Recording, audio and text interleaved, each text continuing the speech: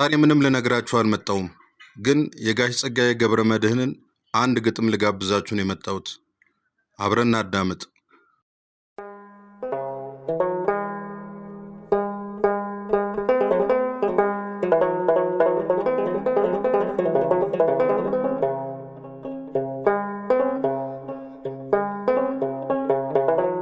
አብረን ዝም እንበል፣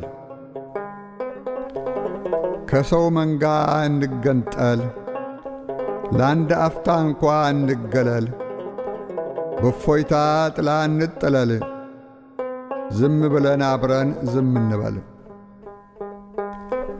ምነው አዋሽ ማዶ ቆቃ የሸለቆው ግርጌ ሸሽተን የቆቃን ሰቆቃ ሰምተን ሲቃውን ሲሰብቀው አይተን ሰቀቀኑን ተወያይተን የምሽት ጀንበር ቢውጠን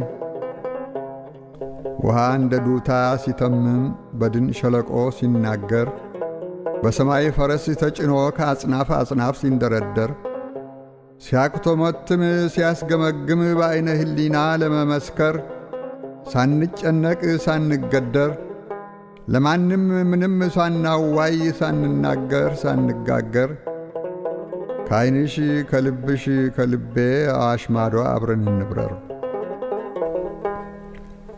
አዋሽ ማዶ አብረን እንውረድ፣ አጉል ነው ብለን ሳንፈርድ ድንቅም ነው ሳንል ሳንወድ ዝም ብለን አብረን ብንወርድ ከሰው መንጋ ተለይተን ከጠረኑ ተነጥለን ከጉምጉምታው ተገንጥለን ከኳኳታው ብንከለል ከላንቃው ከድምፁ ሸሽተን በእፎይታ ጥላ እንጠለል።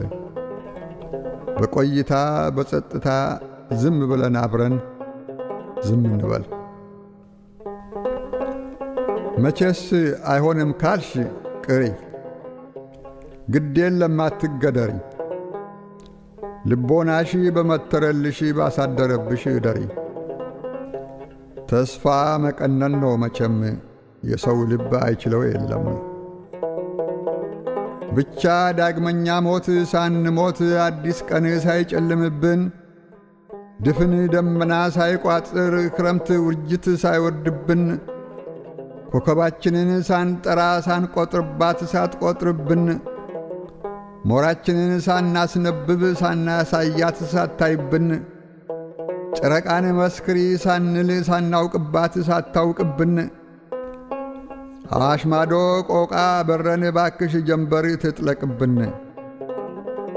ውሃ እንደ ዱታ ሲተምም በድን ሸለቆ ሲናገር በሰማይ ፈረስ ተጭኖ ከአጽናፍ አጽናፍ ሲንደረደር ሲያክቶመትም ሲያስገመግም በዐይነ ሕሊና ለመመስከር ሳንጨነቅ ሳንገደር ለማንም ምንም ሳናዋይ ሳንናገር ሳንጋገር ከዐይንሽ ከልብሽ ከልቤ አዋሽ ማዶ አብረን እንብረር።